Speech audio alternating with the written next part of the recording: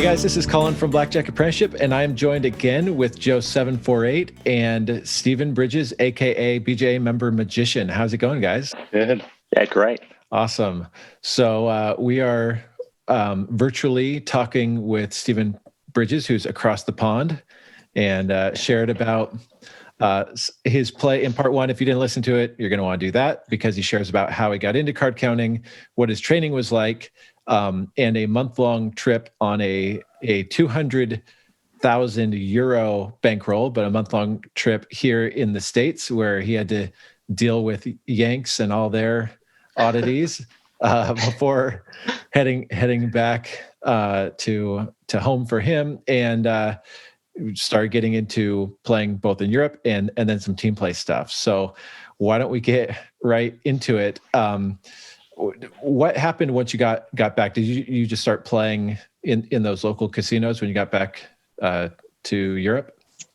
Yeah, basically that was the immediate idea, was just to keep going and see what options were available in Europe to play. So scouting out those casinos and obviously networking with other BJA members was invaluable. Without that, I wouldn't have known where to go. There are casinos that I wouldn't have known to even check.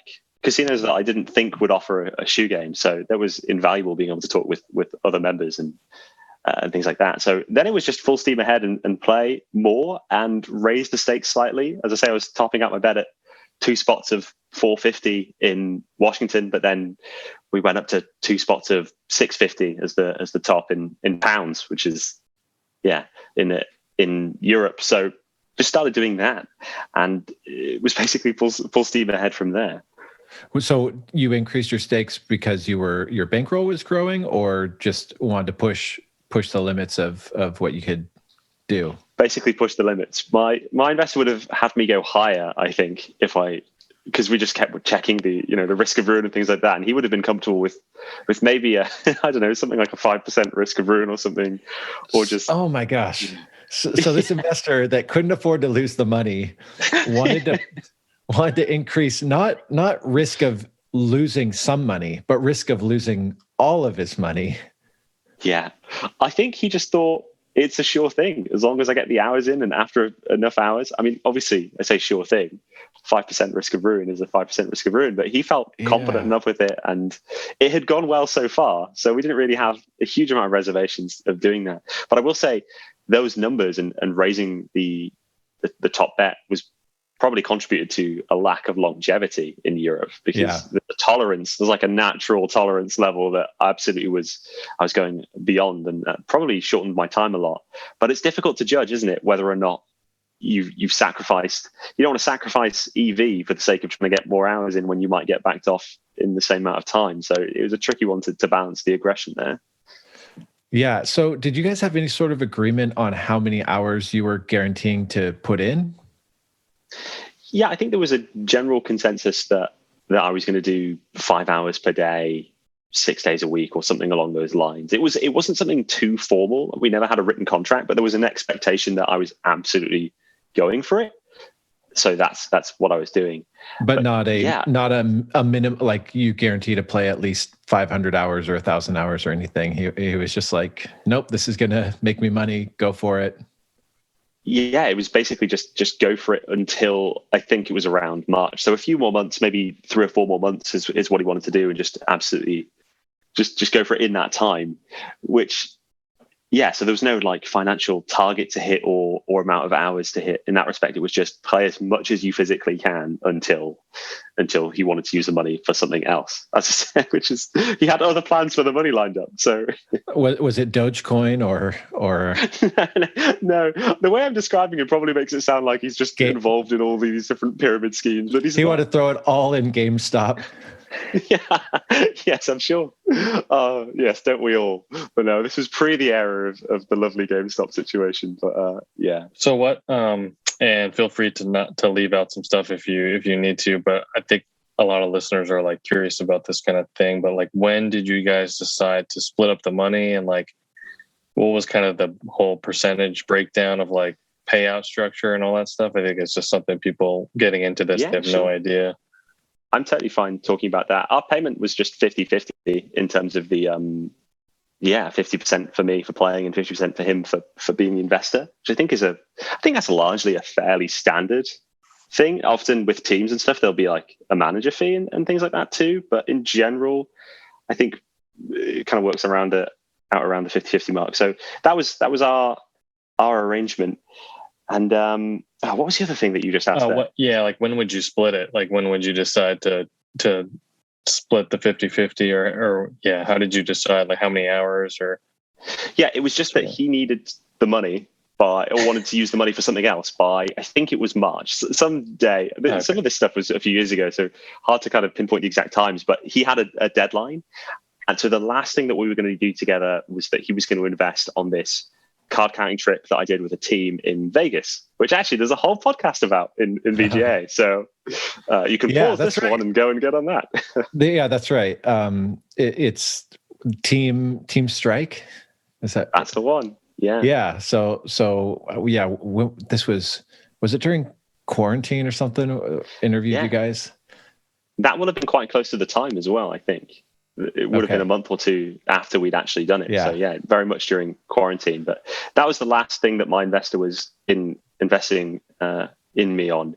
And that was quite unfortunate too, because I think just before going to Vegas, I lost like 30K or something. It was very, very upsetting because we were up something like 50 something and then I dropped 30 of it. And I was like, that's unbelievably frustrating. And then go to Vegas, which was a roller coaster in itself. But then we parted ways and I had to seek other financial sources and things to do. So how many hours total did you play with the investor, or I mean ballpark? Yeah, I think maybe around the 300 mark, I want to say. Something around that. Yeah, something around that. And when you guys chopped, were you close to EV, below, above? I mean, you had a 30K downswing right at the end. But... Yeah, I believe we were still above EV. And I say that partly because I was overestimating the amount of rounds per hour that I was doing. I was thinking that I was easily clearing 100 and, quite a large amount of rounds per hour. But when I actually stopped and really thought about it, and sometimes the shuffles in these European casinos are like 5 minutes long. It's just there's no shuffle machines, funnily enough. It's either CSMs or the most basic but thorough shuffle. So a lot of time being eaten up there and even just having the table open and stuff like that. So I think I overestimated the amount of actual rounds I did. So taking that into account, above EV, which I'm happy about, but obviously so close to it being quite considerably more money, which is the sort of bittersweet moment, but I'm not complaining because we weren't down. And that was the thing I was most worried about for him. So tell us about what led to the team. I mean, we talk about it on the other podcast, but maybe a brief version of how that came about.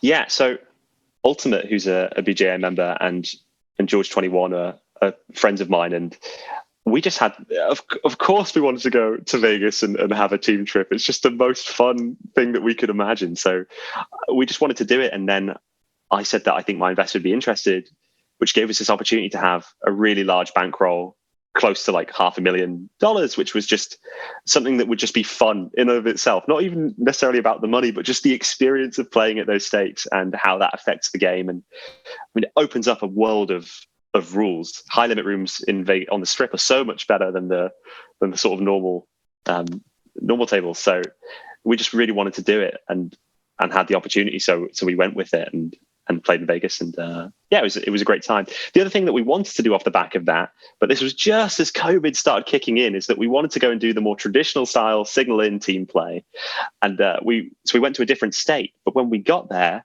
we got to these casinos that were perfect for it. They started shutting off the amount of tables, or it was a 3-person per table limit when they would have the craps tables packed, but then only 3 people could sit at the blackjack table. That's so funny. It was very frustrating. This was the first time I heard the term social distancing was in the midst of all this. It was all very, very new. So that really ruined our ability to do team play in the way that we wanted. So I think that left us all like having this itch that we wanted to scratch, that we hadn't really got to do it properly. We'd only really done it at one casino, and then the rest of it was the standard sort of solo team play, so to speak. So months later, if I fast forward quite a bit to the next sort of team thing that we did. Basically the same team with the Irish AP, who's also a BJA member. Always play with BJA members is the rule, really. Was added because he called me up just to chat because we're good friends, and he was telling me about this game that he was playing at in Europe, and I thought it was unusually good game for Europe. The fact that it had more than one playable blackjack table with a shoe game was quite exciting. And at this point in my blackjack life, I had essentially burnt out all of the practical options for me. So I wasn't playing nearly as much, and I haven't played a huge amount in the past since COVID kicked off, really, because just all the local kind of casinos and even the close places in Europe are just, there's not that many options. So he found this game, and I just thought, this sounds really, really good. So I called up Ultimate and asked him to sim the game, and then we had a whole team meeting and chatted about it. And then we went and did this team trip to this casino. But much like how I say that Europe is different to the US, this was also a bit of a different team experience, because this was one casino in this European country and there wasn't any casinos nearby. So this was like, we have this one option, and from one AP we'd heard it was really sweaty and really, really like super sweaty. But then from Irish AP said that he had the opposite experience and that they were really tolerant. So it was a bit of a weird one, because we were planning this whole trip and doing this to potentially just get an hour before a back off. So we came up with quite an interesting way of doing things. Firstly, one of the challenges is, as I've mentioned, with all this financial checks and stuff like that, Irish AP had already been checked at this casino. So luckily he was sort of good, and without him, it would have fallen apart before it began. We had to have a guy that they had already approved could gamble at that level. So we had that, and he was calling ahead to try and confirm the amount that he wanted to bet and whether that would be okay. And he was calling, banks and things like that to try and make sure that he wouldn't block any transactions, all these kind of things that could fall apart on the day. So amongst that, we met up and we spent 1 or 2 days just in an Airbnb training before we actually did the team play. Because in European casinos, they're recording the audio of the sessions and they can listen live at the table, and that's not illegal. Whereas obviously in the US, they can't do that. They can just see, which meant that verbal signals became a little bit more risky unless we were going to make them really complicated. There's only so many times you can ask the same question and give these answers with code words before it becomes a little bit transparent. So, and this was to George 21's credit. He basically had the idea of having a bit of a hybrid of some of the various systems that have been done previously. So we then all came up with a basically totally non-verbal way of communicating. And our strategy was, we had a few different signals that would signal in the BP, which was quite nice because we had to have a few because we were going to be in that one casino for as long as we could. So we couldn't just do the exact same thing every time, stand up and stretch and it not look sort of suspicious. So we had a few different signals, but then what we were communicating to the BP was simply the betting amount, like the units, which was just going to be, there was just only 3 options. So only one bit of information there. And then simply whether or not he had to stick with basic strategy or deviate when it came to the decisions. And these were all just physical signals that we had. And it worked very, very smoothly. When we actually got to the casino, I remember I sat down and I hadn't played in ages, but I'd been training every day. And it's almost like all of my blackjack knowledge had gone out the window because I just really felt the pressure. And this was exceeding the stakes that we played even in Vegas on the $500,000 bankroll. So it was quite. And the beautiful thing about this game was it was something like €5 table minimum, but something like, there wasn't like a table max that they had written down or something. So it was really nice. We could all just sit there as spotters and just do our thing and camp at those tables and then signal over the BP. Won by 500,000. Yeah, one spot. One spot, 500K. Can you imagine? So you had the team trip that basically got ended early because of COVID. Yeah. When coronavirus was shutting everything down, and you guys had put together this huge bankroll for it. And you guys were up and then like lost like crazy right before the end. And you were forced to end the trip early, came home, split up the money or the losses or whatever, not much losses, but a little bit, and went your separate ways. And then other than you, did everyone else kind of get back into playing when things started opening up again? Yeah, I think the priority for everyone was to play when possible. But in the UK or in Europe, and even just stuff with travel, it was really difficult. So a lot of it was, I remember I had one casino in the UK that didn't even, it was the worst game I think I could find. This was when the pen really varied. And that was the place I was just hoping that I could get some hours in. So it became almost to a standstill for everybody as we sort of dipped in and out of lockdown and regulations, and cinemas opening, but casinos staying closed, and obviously travel being impossible. So people were keen to play, but how many hours people got in, I think, was quite limited because the UK is not great. And did you play at all during that stretch between, from the end of the US trip that ended early up to this play? Yeah, I did. I got bankrolled by another card counter friend and was playing, and that went well. I think it was below EV, but in the profit, so couldn't complain, and just getting as many hours in as possible. But really hit the point where my options were so limited that it was all just like, please don't get backed off from this one last place. And when that happened, that's when I just couldn't.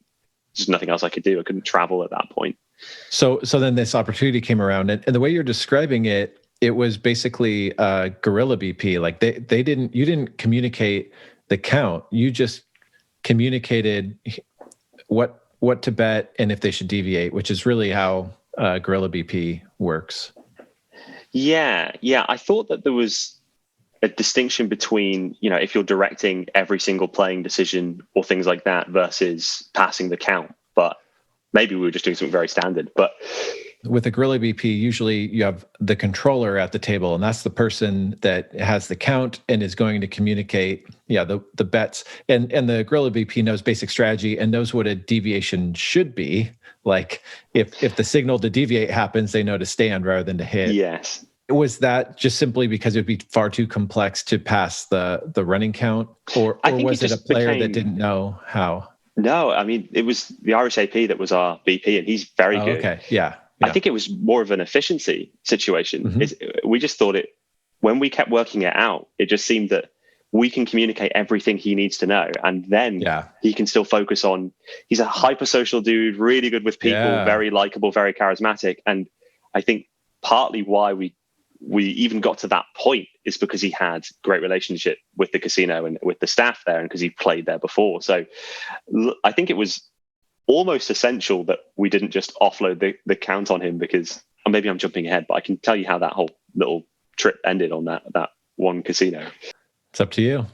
Sure. I mean, well, we played there for perhaps 7 hours nonstop, and then we started getting some heat, and it was so obvious because the casino just stopped being as nice to Irish AP.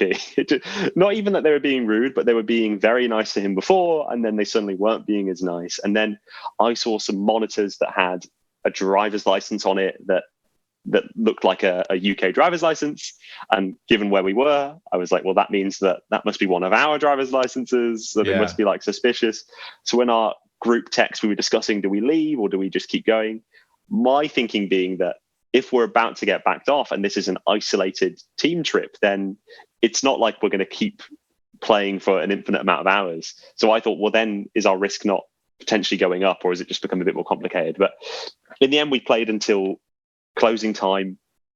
I don't know if the others would want to say exactly how much we were up, but we were up less than €50,000, but we were up about 3 times EV, which was we were so happy with. But at no point throughout the entire evening did I know where we were at, because it's just the BP with a rack of chips. I don't know if this is his third buy-in. So we had no idea. Yeah. And he immediately, despite us doing all this groundwork ahead of time and getting these limits pre-approved, he immediately got restricted with his buy-ins when he got there, which is just, we got once again kind of lucky that he didn't have to keep buying in, because immediately the casino changed their mind from what they'd said to him on the phone and were restricting the amount that he could buy in. So we had that. We all went away, and then the next day we were sort of like placing side bets about whether or not we were going to be allowed in. And then we staggered in and went back one by one. And each of us was banned. So they got us all. But I managed to get a word with the manager or one of the pit bosses or something like that. And he spoke like very good English. And we had a chat. It was really weird. We just had this chat. He was on his break. So I went, can I walk with you and talk? Because he was very like direct. He picked us off very specifically. I knew that they knew. And I know that the sort of conventional wisdom is to never admit that you're counting. But in this situation, there's no way we're getting back in that casino. Yeah. There's just no way. And I thought the information that he might give me, he seemed quite open to chat, would be valuable for future situations. So we had a chat and he explained the main way that they caught us is simply that we were new players. And because in Europe, you can't just walk in, you have to create an account. They just looked at, well, who are the new people that are here? And that was the thing which made them suspicious of us. But this guy also told us little bits of cover that we were doing, not in terms of betting, but just in terms of how we were acting and things like that, and if they saw through that, and that was quite useful. So This guy just gave us so much information without really realizing the value in it. So it was great that we had that conversation, because now if we do another trip, not to that casino obviously, then we'll refine the process even more. Any forms of cover that you can share that seem to actually work? In all honesty, the cover didn't seem to work. That was the main takeaway. Hey, so I think, well, that's valuable to know. Yeah, it was just stuff like having, bets from different games, or not like, if you got a slot ticket or something like that, or having an alcoholic drink that you weren't really drinking, things like that. It seemed that the guy was saying that whether we looked focused or not was a big thing. So he was like, a couple of you looked like you were concentrating a lot, which I honestly don't know if I believe. He seemed very invested in letting us know that it was no big deal that we were counting, and but I know that this is the first time that casino has been hit with a team. And I also know that we definitely wiped out their day's earnings and then some. So that was very satisfying. Even though they shrugged it off a bit, we still felt like we got them. That's awesome. What was so special about the rules at this place? Like, was there some kind of draw to it? Like, what was the whole? Less about the rules and more about, in Europe, it's just so rare to get a casino that would have like good pen and multiple tables. It was literally that simple. It's so rare to even get multiple tables and be able to do this kind of BP stuff. Not to mention the fact that it's so rare to get a player approved to, quote unquote, to bet at a high level. So maybe this would be quite an average team game in the US, but for in Europe, it was super rare. And the fact that we found one at all, we were really like excited about. We're still looking around and we can't find anything else that even has similar conditions. So it was good pen and it was all pretty quick. It was a very quick shuffle. So yeah, it was generally good conditions. Do you think like an American passport would have done better, or does that not matter over there? Like, I think if we were really going to try and make it work, I don't think it would have been worth it. But if we'd planned this a year in advance and then taken trips over there and played a couple times on just low stakes, then we could have made the spotters maybe go under the radar a bit more, and then they wouldn't have been flagged up. But at the end of the day, our BP was walking around placing big bets and winning, and they actually thought we were using some kind of multi-level complicated count because our variance was good. So. You said something earlier that I don't know. I guess I could relate to. Maybe this isn't that valuable to our listeners, but you were talking about how you had no idea if he was winning or not. You just saw, racks of chips, and yeah. It's totally true during team play. You really have no idea how it's going. And I've been on either end of it, where I'm just happily doing my job as a spotter and, come to find out the BP is just freaking out because he's down so much money. I've been on the other end of it. I remember taking a guy, like an old high school friend of mine that I trained, and he joined our team, and we go on this trip together, and I'm spying for him, and it feels like I just see him buying in over and over, and I'm just like Oh no. And when we decided to call it, I was getting heat. He wasn't getting heat, but I was, because I'd played this place before. But anyway, I was like, yeah, how bad? How, what was the damage? He's like, oh, I'm up 20,000. It was, because yeah, he did have to buy in a bit, but then at some point apparently it turned around, and I wasn't privy to it. Yeah. Our BP is so good. So I was going to say, our BP is so good at playing the role of a gambler that he would get annoyed when he lost and things like that. And so I had this perception that this wasn't going well, but in reality, it was going much better than I thought. And he was just playing the role of this energetic gambler. Well, on a personal level, I'm happy for you guys, because the US trip went, so badly. Yeah. Between you guys were up and then lost it all back and then some, and then you're forced to catch the last flights home, or else you're going to be stuck in the US for months or longer. Yeah, if anyone wants to watch a video of me being on the edge of a breakdown in a car, then that Vegas video, when it's out, will give you a lovely picture of the emotions of that situation. And here you got to have the positive side of it, where you put together this whole. I mean, I remember putting together a whole team play strategy and driving 7 hours or something to a casino with teammates showing up, and it's all CSMs, and we just had to go to plan. We didn't even have a plan B, but we had to just figure it out on the fly.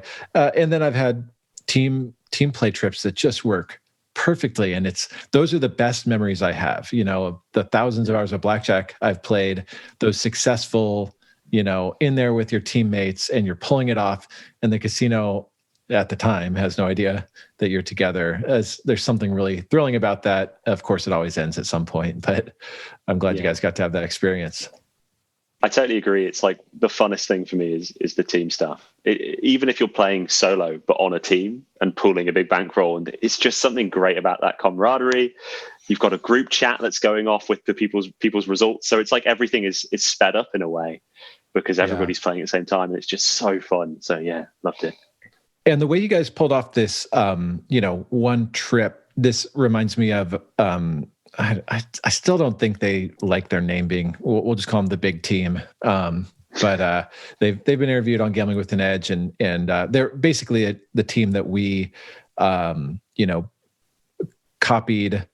It was the team that we had experience with. But anyway, my point is they would put together these big plays where they'd have multiple spotters and a guerrilla BP or two. And they just descend on a city and crush it. It was this elaborate stuff, and everyone had to get tested out when they showed up to the town.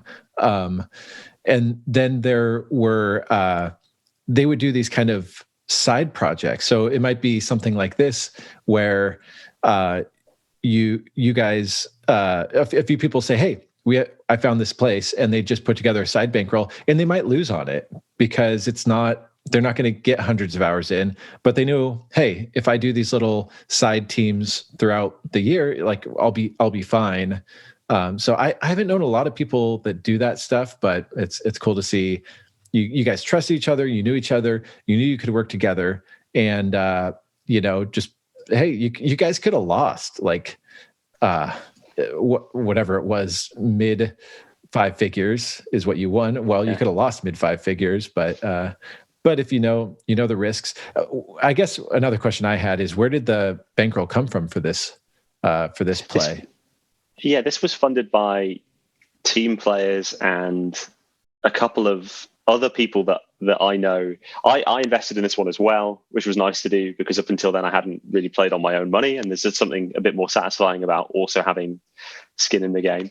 But I had so it was team players invested, and then there was a couple of friends of mine that I just mentioned it to, that I was doing this thing, and they were like, "Can I invest?" And I was like, "If you want here," and I explained it, and then they put money in. So everyone had a lovely return on investment for a very short amount of time. So everyone was happy. Yeah, it's Card Kang's easy money, right? Yes. Yeah, hard way to make easy money. That's the phrase, isn't it? Except when it's not easy money. Yeah. So, you want to share with us the story of the video? I mean, that's not why you got into Card Kang, or is that why you got into Card Kang, was to do kind of a YouTube series? Bit of both, in that the YouTube series enabled me to pursue it with a bit more, I guess, not aggression, but just a bit more focus. Like when I'm doing two things at once, I'm making a series and I'm also doing this project, it ensures that I'm going to do it because there are two reasons to be doing it. So I just thought it would make a really interesting series. And I thought if I didn't do the series, maybe I would never get around to learning to count, even though it's something I was interested in. So yeah, I think the series is coming out. It's come out pretty well. I think you do get a good insight into what it is like from my perspective of a new card counter. And I filmed a lot with a hidden camera, which was scary in its own right, because obviously you don't want to get caught with technology in a casino in case they think that you're doing something else. But filmed with a hidden camera, and I have a lot of footage of back-offs, some a lot more aggressive than others, and yeah, all sorts of stuff. So the series it's a few episodes, and it's going to be on my YouTube channel. And I think that particularly card counters will like it, and we'll see how the rest of the world reacts. Yeah, I get people that ask me to film, kind of like the life of a card counter, and hey, I'm kind of retired from card counting. I'm not going to pack up my bags and film myself out for a week because I'm too lazy to do that. But I think it will give people, a realistic glimpse of what it looks like, and hopefully we don't get too much backlash from card counters. They want to know everything, but they don't want anyone else to know anything. So exactly, yes. I mean, if card counters hadn't written books on card counting, then none of us would be card counting. So it's a weird balance, isn't it? And yeah. I think it's pitched at a difficulty level where people won't do it unless if they want to do it. It's almost like I say to people, I don't recommend that you learn to count cards, is generally my answer, because it's unless you're like really want to do it, then it's not worth it. But for the people that really want to do it, they're going to do it whether or not no matter what, they're just going to put the time in.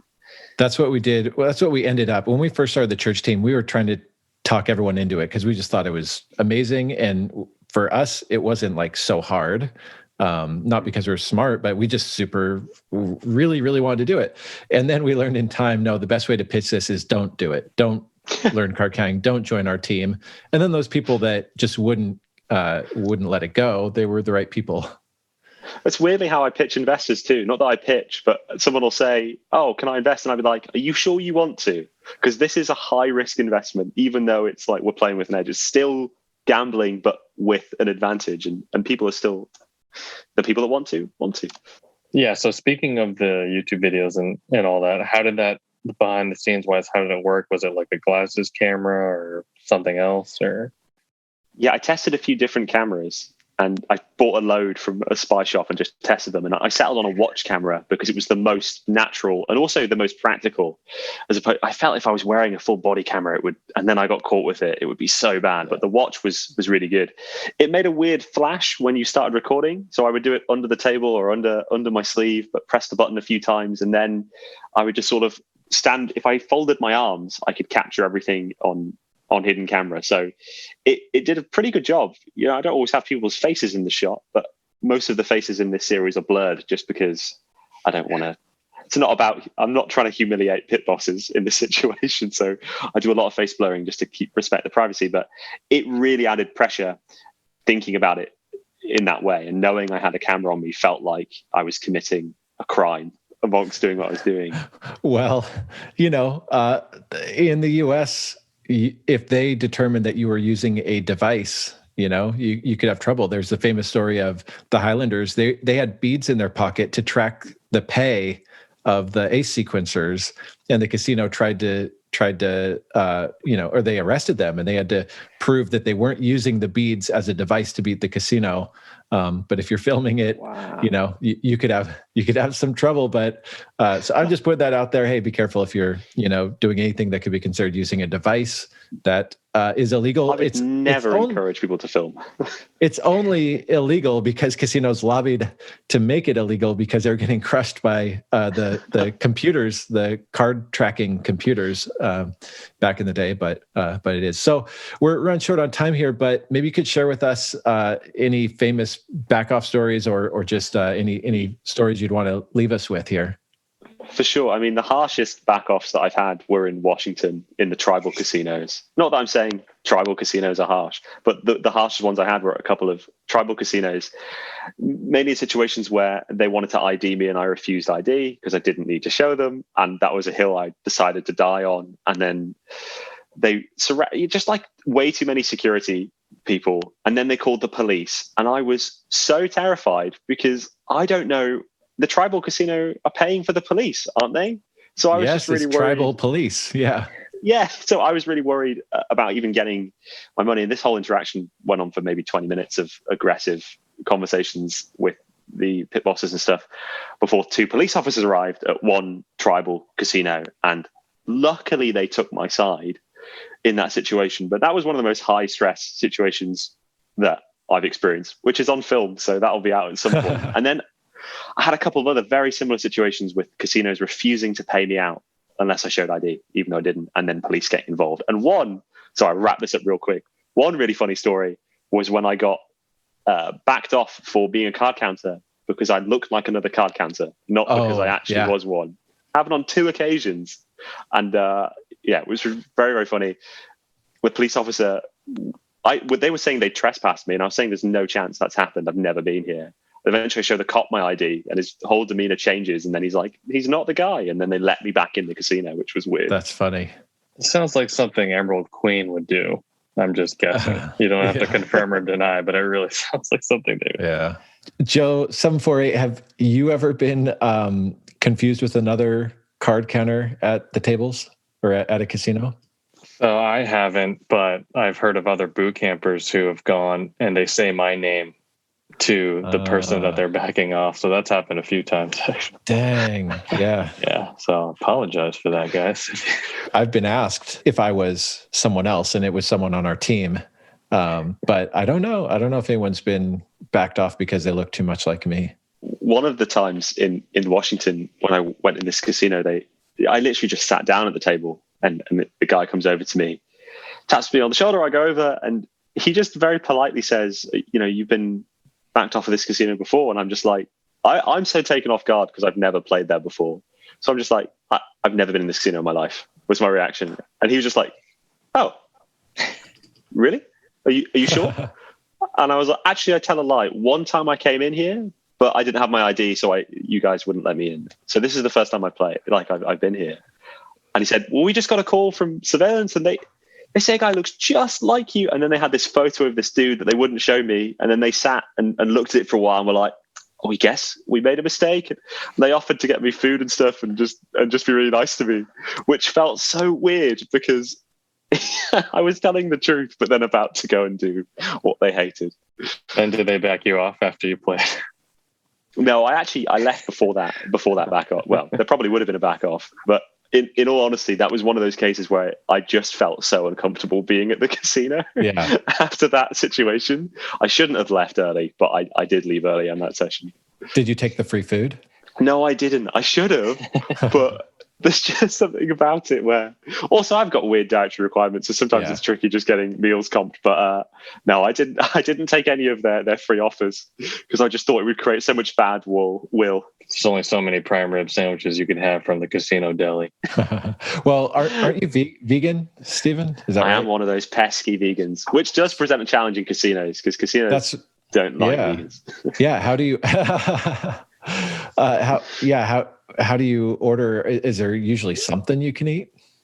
Often it's like the fried rice with veg and tofu, so that they'll make a really nice meal. There's a couple of places that do great food in Washington, but when you have that much fried rice, then you definitely hit a limit pretty quick. And a couple of times it's just chips. And some of these, one tribal casino in Washington, all they had that I could eat was chips, and they were just the most greasy chips, and it was just very difficult. But I mean, it's my own fault, isn't it? So I can't complain.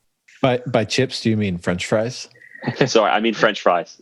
Yes, using Freedom the English. Fries? Or do you mean poker chips? Or are you eating? I was just eating those. That's my strategy for rat holding chips, as I was saying. That's it. You just swallow them when no one's looking. That's the secret. It's the magic trick. So tell us when this YouTube series is coming out or how people can find it. Great, thanks. If you go to youtube.com/Stephen Bridges, Stephen with a V, then that's my channel. You can go and subscribe ahead of time, or it depends on when this comes out. But on Monday, the 1st of November, I believe, is when the little trailer is going to drop. And then after that, it's probably going to be weekly. And there may be 20 to 30 minutes each per video. And I think it does provide a really nice roller coaster of the experience of a first-time card count and getting into it. I try and be as honest and as open as I can. And then there's a lot of horrible back-offs that I caught in camera. So if those things sound fun, then head over to youtube.com/Stephen Bridges and you can find it all there. And are you going to be active after that with magic videos? Yeah, I took a bit of a massive YouTube hiatus. So we'll see. But yeah, I've been working on loads of magic. So there'll also be magic videos there. And there's a huge backlog of magic there too. So if you, I presume most people haven't seen my channel before, but if you like magic and you like blackjack, it will be a great place for you to go and hang out. And other than just, thinking it would be an interesting project, was there any other goal behind the YouTube series? I mean, I know you had asked me if we had an affiliate, thing when this all started, and I was like, I think we used to, because blackjackinfo.com, I knew the guy that owned that, Ken. He ended up selling it, but he put some like banners on their site, and we'd get a couple signups each month from his website. But I think we figured out how to get that going for you. So obviously there's like some monetary value for you for that, but did you have any other goals with it? I literally really just wanted to make a series that I thought people would like to watch. That was the main thing. It gave me a great excuse to try something. Like, I want to look back on my life and be able to say that I did the cool things that I wanted to do. And card counting is just when you know it exists, and if it appeals to you, like it did to me, I just didn't want to not do it. So it just provided a nice way of doing that and telling that story. And I really like making videos and putting it all together. It's kind of strange when you're having to edit, you're having to think about the story arc of the videos at the same time as living the experience. Sometimes you just want to sit and play and not think about having to film. So it's kind of complicated balancing those two things sometimes, but hopefully the result is something that people will like. But yeah, really the goal was just, this will be a fun experience. And I also think this will make great content, and that's all. Yeah. Cool. So I'm sure we'll be, sharing it on the forum so that our BJ members can watch. And you've agreed, at least in theory, to doing a chat room Q&A. For sure. BJ members chat room. So that'll be fun. Hopefully, we'll do that shortly after these podcasts come out so that people have good questions to ask you. But anything else you want to share with people? Oh, goodness. Like parting words of wisdom. No, not really. I would just say life lessons from your time as a card counter, or anything else. I'd say most of the time you don't have to show ID. And if you push those conversations long enough, you will win those debates. But if it's worth it, that's up to each individual. I'd say that I am very grateful to you for helping me with everything. I would not have done this without BJA. I do not know how people could even begin to take on the task of learning to count cards without Blackjack Apprenticeship. I literally don't know how. That would be so much harder. So I think members already listening to this, it's clearly doable, because myself and plenty of others, are still doing it, but hopefully we make it easier for people, or worthwhile for people. For sure. So I think that anyone that's a member of BJA is in the perfect place. So yeah, I don't really have any advice that I could offer that you wouldn't have already shared. But yeah. Well, what about just, has it changed your view on money or anything like that? Oh yeah, EV has sunk into my life, and I can't help now but think about things in terms of EV. Even if I think about my own business and magic stuff, I think about the cost of outsourcing video editing and how these things affect. And it's just hard to look at anything without looking at it through an EV lens, which is probably one of the biggest benefits to counting, because even if it's just a lot of the time in life, you'll have something that you can do that will produce a positive result. So it's good EV, but you have to also think there's something else I can do that can produce a lot more EV. But my brain has defaulted to this first option because it's whatever. So it helps me take a step back and really think about a lot of different decisions and where the EV is. And that's the best side effect, I think, from getting into card counting. That's awesome. And hopefully people think beyond just monetary EV, like you could be spending all day editing YouTube videos yourself and saving some money, or you can outsource that and spend your time doing something, even if it doesn't make you more money, hey, YOLO, you only live once. So Absolutely, yeah. And video editing, I mean, I edit the whole series myself, but videos that I have for other things that are less strenuous in edit, I love outsourcing those because, yeah, it's just, as you say, you buy back your own time and can do whatever you like. Like learn card counting. Indeed. It all circles back to card counting. Awesome. Joe, any last questions or anything you want to add? Yeah, I just had a last question. What was like the one thing or a few things that when, it's different when you practice about it, you learn about it, you read about it. What was one thing when you were actually doing it, it just was very different than your expectations? Like, I think as weird as it is, just the feeling of walking into the casino knowing that you're going to do something that everybody hates you for in that environment. And also the whole thing about tipping is the tipping pressure is real. Like that's almost as bad as the back-offs. I can remember the conversations with dealers still where you're leaving the table and they're sort of calling after you like you're the worst person for not tipping. So please tell me you got that on video, some of that stuff. I don't think I had a couple of really great frank conversations with a couple of charismatic dealers, but yeah. So that's one of the biggest things is that just be prepared for the discomfort. Different in Europe? In Europe, yeah, tipping's not a thing. Well, tipping is a thing, but in the US, it seems to be very key. If people aren't tipped, they're not going to make a living wage. Whereas in Europe, a lot of the time, that's not the case. So people do tip. It's just less expected. And I guess the lucky thing I have about being English is that some of that stereotype rubs off. So I think Americans often just assume that I'm naive as opposed to rude, which makes me feel a bit better about the not tipping my EV away situation. At one point, there was a casino in Europe that I made the journey for a few times and really liked. And I was tipping there. And it was kind of stupid in retrospect, but what I was really doing, if I'm being honest with myself, was buying goodwill to make me feel happier when I was sat there. But it's just, when I look back on it, it was well over €1,000 of tips over the space of a few months. And it's just like, that is a lot of money. So I think most of the time it's not worth it. I was going to say, it's so weird that, if dealers can't make a living wage, they're upset with the players rather than the employer that won't pay them a living wage. Yeah. The employer that, you can see the profit sheets of these casinos and then they're upset with the players for not supplementing corporations that are not willing to pay them a living wage.